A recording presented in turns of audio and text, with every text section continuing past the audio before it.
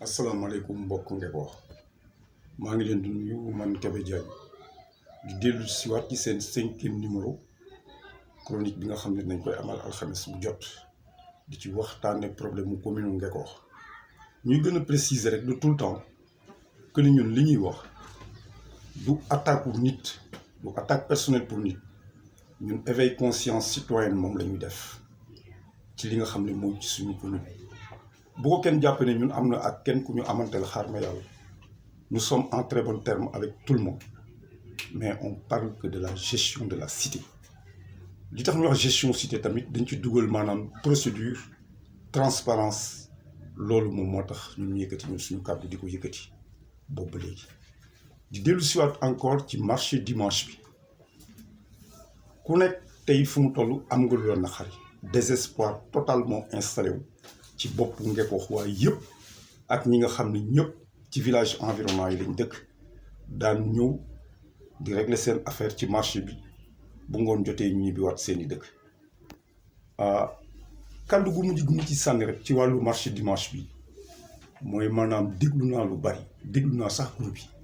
mais ñu ci bari dañuy taxal préfet ku jóg naan arrêté préfet mais je voudrais dire aux gens dans une commune fii ci commune bi ñu nekk nii tey maire bi moom bu fekkee dafa ñàkk fayda ba préfet muy jël arrêté moom pour interdire complètement marché bi kooku problème am mais li leer ba leer mooy moom décision bu mujj bi ak décision bu mujj bi ci moom la nekk. dégg naa sax muy wax ni alors que préfet dem nañu foofu wax nañoo ak moom préfet neen daal affaire bi mënta nekk parce que arrêté bi nii mën a xam nga lu ma koy bëgg a xamal ci biir commune moom moo am droit jël fi arrêté bi ci topp mooy maanaam loolu ñu wax délibération 24 conseillers yi mooy quorum bi parce qu'ils sont 46 donc ñooñu ci seen bopp tamit ñoo mën a dogal mais mbiru marché boobu pour mu jóg ak pour mu def leneen loolu arrêté du maire kese doy na ci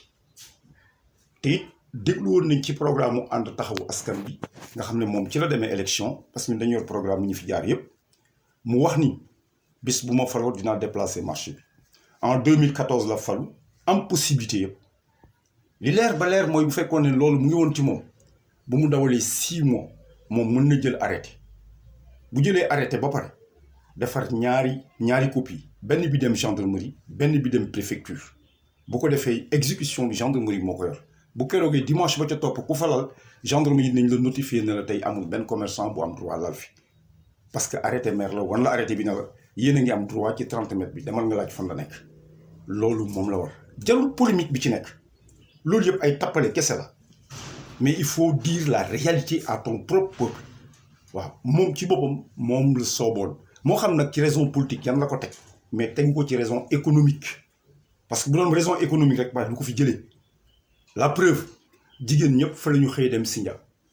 benn date bi desoon ci ñoom sax muy altine encore Sindia jëlaat na ko mais daf ko yóbbu Tentubaab nga xam ne village yi nekk foofu yëpp dinañu mën a ñëwaat ci diggante bi ñëw ci luuma boobu nga xam ne mooy am Tentubaab altine bu ko defee ñu mën faa mën a seeni activité bon donc moom ci boppam ñu ngi regretter bu baax a baax erreur bi nga xam ne teg na ko Ngeko te it war na taxaw excuser wu publiquement parce que li mu ñu xañ ànduñu ak moom ci loolu. bon may versé wu rek léegi ci benn cas bu mu leen doon wax tuuti temps il est passé yàgg naa di ko wax muy kaawu Mama Sow dafa am lu mu am ci autoroute à péage bi ci suuf ba mu koy am 2006 la ko am bàyyi xali moo ko jaay kayit gi nga xam ne maanaam moom la ko commune bi defal kayit googu moo nekk nii mu am benn naar bu ñuy wax Ali yëg nañu ne jox nañ ko terrain bi ci lu takku ci xaalis loo xam ne li mën na yëkkati ñetti R+2 environ ci xaalis ñu bëggoon nag moom maire comme gis na kayit tey terrain ba am na pen ay mango nga fa teena nga fa am na bâtiment bu fa ne waaye laa rasul yi mu bàyyi nit ki ak alalam parce que rôlam bi jiitu moom ak conseil yi mu àndal yëpp mooy protéger les biens et la sécurité des populations ba ñoom protéger wuñu les biens de Mama Sow te it ma koy xamal ne ko mbir mi du yomb de parce que nit mënul penne ci domaine national bi ba pare am këyitam ba pare ki ko jox dëkk ci dëkk bi nga boo ko jël yëkkati ko teg ko ci loxo libanais parce que libanais ba fay doxantuwaa di ko wër libanais baa ngi këyit te këyit boobu Abou Ndiaye defaru ko donc bon moom ci boppam moo koy war a defar ma di ko xamal ne ko na retirer loolu waxtaan ak libanais bi ci nu mu gën a gaawe ça c'est un conseil que je lui donne concernant nag le marché j'ai vu dans le fonds de concours muy benn xaalis boo xam ne nguur gi daf koy faral di ko yónnee at mu jot gis naa ci ñu marqué si presque si je ne me trompe pas 9 millions ci maanaam réparation gros bâtiment waaw gros bâtiment ci marché bi man dama ko fa xam loolu moo ma jaaxal. mais dafa am ñenn si nit ñi parfois dañuy laaj preuve est-ce que tey bu fekkee yor nga preuve yi moom ñu leen kaa wan. bu ma yor ñoom seen fonds de concours a ngi nii bu 2020 moo nekk nii am na sax benn marché boo xam ne mu ngi ci biir lii benn muy marché jàmm gën wax nañu ne am na ay tabax yu ñu fay def dégager 6 millions mais ña fay tabax cantine ñoom ñoo ko tabax ci seen propre xaalis mais la ma fa gis tey mu niru ma ne maire ko fay war a tabax tey foofu mooy douche ba ma fa gis xanaa douche bi du ñu ne 6 millions la jar douche 6 millions amul fenn hall bu njëkk ba fa nekk nga xam ne fa la jigéen ñi toog di jaay ci magistère Abou Ndiaye fekk mu jox Balla Sy délégation de signature voyager ca la Balla Sy marché boobu egsi mu jox ko Pape Diouf boobu Pape Diouf mi entrepreneur la loolu moo ko jotalee loolu moo tax hall boobu nekk fa moom moo ko defar donc bon tey 6 millions yi bëgg nañu moom mu expliquer ñu carrément nañu 6 millions yi fii la jëm ak fii ginnaaw loolu abattoir bi bëgg nañu tamit mu wax ñu ci abattoir bi parce que abattoir bi tamit ñu ngi si dégg ay nébuleuses yu doy waar yoo xam ni kenn mënu ko expliquer loolu tamit bon ngi wax bëgg na xam man daal li mu la mun a xamal pour ci fànnu fonds de concours bi li mu ci tudd lépp benn par benn ñu ngi xéppi suñu bët di xool gros bâtiment bi lan la 6 millions yi tamit ci biir marché jàmm gën fan la jëm xanaa kenn du taxaw naan ay douche la parce que douche fa ne mu nga foofu te kenn ñemewu la déclaré ni 6 millions la déggaat naa ko tamit mu àddu kàddoom ci fen moom ak junior mu taxaw wax ne moom centres sociaux bi moo ko fi def non loolu c'est pas vrai bu fekkee moo ko fi def moom délibération bi na ko affiché na wax fan le financement bi jóge dama ne centres sociaux boobu ci yoonu Ngaparou c'est à hauteur de 200 et quelques millions par le Précol expropriation yooyu nga gis noonu ñi moomoon ci ginnaaw foofu la seeni terrain kenn ku ne maa ànd ak yow ba ne la fii la commune bi jox en guise de dédommagement entrepreneur bi Jaxate bi mu ko yëkkatee ba fondation bi yëpp génn ba mu des lu mooy ba teg brique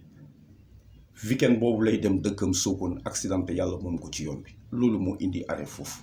mais loolu moom laalewu ci tous le maire actuel forage bi muy wax je vais revenir encore ci forage bi mais forage bi yàgg na dafa échoué ci forage bi au départ na xoolaat bu baax forage bi ci jamono Abou Ndiaye la muy lu leer nañ du lu kenn di werante maanaam lii ñuy toog naan leen SDE ay SONES Abou Ndiaye bi muy bind boobu gars yi di ko tontu lettre baa ngi fi ba léegi di ko wax ne ko bàyyil ba ñu pare Thiénaba après je crois que Ngekox moo war a topp ci loolu loo gis nag continuité la mais nag am ngor ak xol bu rafet wax loolu tamit du yàq sax mbaax dara. gis nañ foofu noonu maanaam am na benn interview boo xamante ni def na ko ak Junior si jamono yee passé ñu ngi dégg mu naan créé wul benn lotissement ay régulation kese lay def yoo xamante ne c'était déjà voté loolu noonu bëggoon nañ tamit nga indil ñu si ay dara parce que foofu mi ngi naan Daaru Salaam 2 ay Daaru Salaam. waaw non loolu c'est très simple parce que bu fekkee ne correction la moom deful correction est-ce que li mu def tool Pape Mbaye Niang correction la fii ci Kër Thiam extension fekk lotissement officiel bu ministère de l'urbanisme yëkkati may ko commune bi mu am projet de lotissement am projet de lotissement mu am comment dirais-je mu am approbation commission régionale am appel d'offre parcelles yi nekk 25/20 moom ren mu toog ba temps yii passé mu xëy plus de 40 parcelles mu transformé ko def ko 20/15 jël mbedd yi def ko 8 mètres or le plan ensemble de Kër Thiam extension fait 537 parcelles. est-ce que considéré wul ni lotissement yi ñu defoon dafa baaxul tax na mu ñëw indi correction. mais booy corriger day fekk un géomètre agréé moo koy def booy corriger tamit day fekk conseil municipal bi ci kuréel ñoo la jox autorisation pour nga def ko par une délibération mais du moom moo am compétence boobu conseil municipal yi 24 yi ñoom ñoo am loolu ñoo am autorisation pour délibérer si ne ko constaté nañu ne foofu am na ay anomalies nañu reprendre carrément lotissement bi corriger ko fu ci ginnaaw te bu boobaa tamit il faut ñu budgétiser loo xam ne lii moom la ñuy fay géomètre bi leen koy defal parce que c'est un privé loolu je crois du correction bi ci topp mooy moom bu ñu waxantee dëgg te yàlla rek a tax moom corrigé wul moom dafa ñëw di yàq lotissement clandestin du man maa koy tudd boobu ba léegi moom bi mu fi toogee tudd naa tool bi mu ko jëkk def mais bu amee lenn lu mu ciy weddi mais dama oo ci procureur ne man dama ko accusé mais boobaa ma confirmé parce que am naa plan yoo xam ni ay lotissement la yu mu def plan yooyu doy na preuve te xam naa ki def lotissement bi xam naa sax la ñu dàmp borom tool ba loolu kañ di corriger may wax askanu Ngexoox maa ngi gërëm ñëpp di sant ñëpp mais nag am na loo xam ne lii xam naa ne nit ñaa ma ciy xaar dinaa ci ñëw danaa ñëw ci sport danaa ñëw ci éducation danaa ñëw ci coopération jarul yàkkamti parce que chronique bi dañu ko organiser ba nga xam ne instant bu nekk rek ak li ñu war a wax du foncier mooy suñu affaire lu nit nañ ci dugg lu ne même budget bi mu yor nañ ko càmbar wax ci maa ngi nuyu ñëpp di sant ñëpp leen dox di leen jox dig daje incha allah alxames ci beneen numéro wasalaam